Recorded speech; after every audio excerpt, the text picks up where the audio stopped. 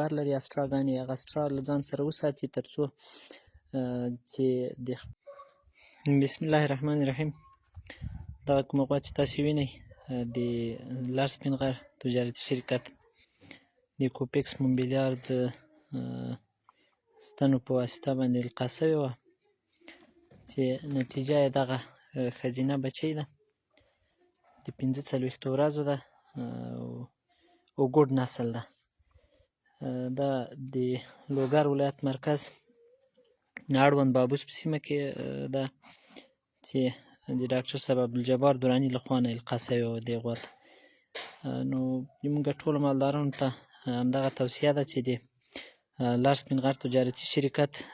ستنې وکاروي د خپلو مالو د اصلاح لپاره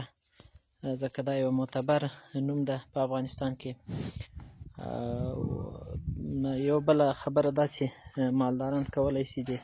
هغه کومه ستنې چې د لار سپین غر لخوا القا کېږي هغه خپل نمبر لري اسټراګانې هغه اسټرا له ځان سره وساتي تر څو